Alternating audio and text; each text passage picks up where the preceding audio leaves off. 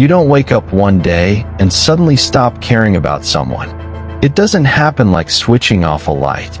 It happens slowly, in the small moments, when you reread old chats, when their name pops up and your heart still reacts, when you pretend you're fine but you're not.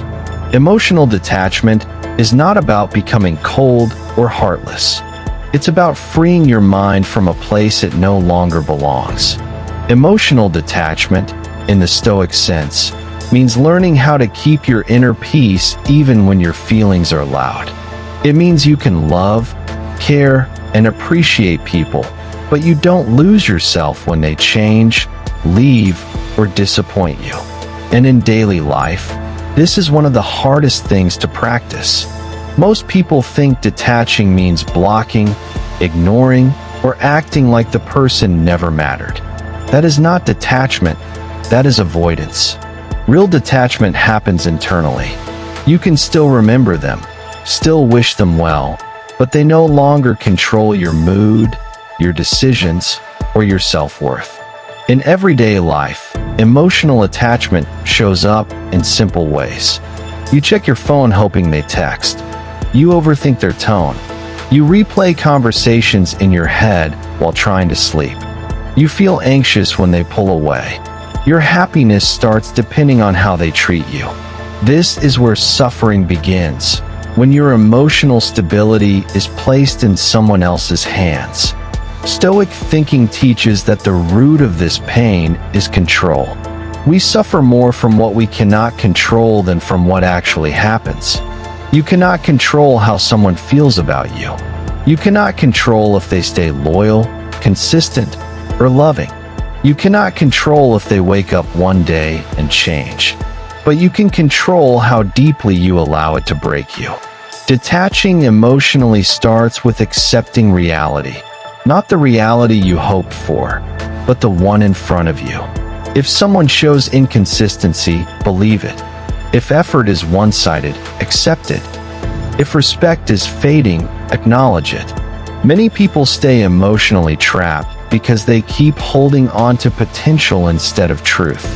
In daily interactions, you begin detaching by reducing emotional dependency. Stop making one person your only source of joy. Go back to activities that make you feel like yourself. Work, study, fitness, hobbies, family, personal goals. When your life is full, you don't cling to people out of emptiness. Another daily practice is observing your emotions instead of obeying them. You will miss them. That is normal.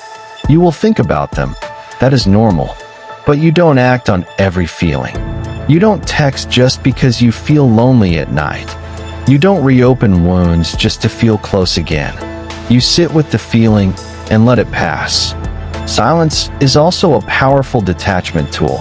Not silent treatment, but dignified silence. You stop explaining yourself to people who misunderstand you intentionally. You stop forcing conversations where effort is not mutual. You withdraw your emotional energy quietly. In practical daily terms, detachment can look like this. You see their post, you don't react emotionally. You remember a memory, you smile and move on. You feel the urge to reach out, you pause and breathe. You hear their name, your peace remains intact. It is not that the memories disappear, it is that they lose power over you. Another important step is removing emotional fantasies.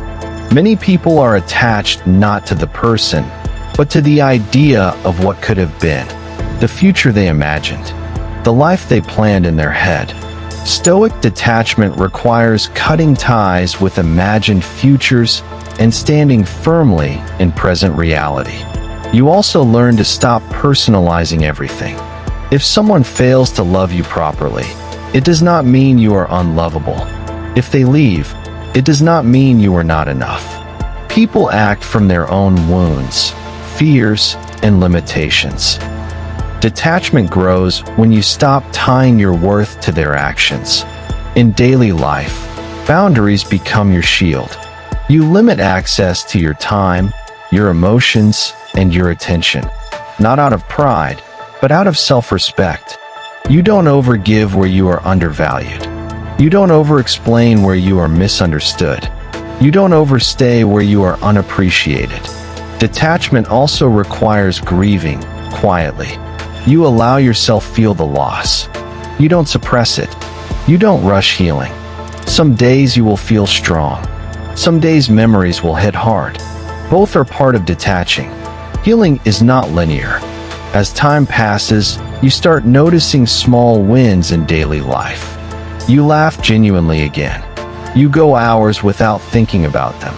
Their absence stops feeling like a wound and starts feeling like space. Space for peace, growth, and clarity.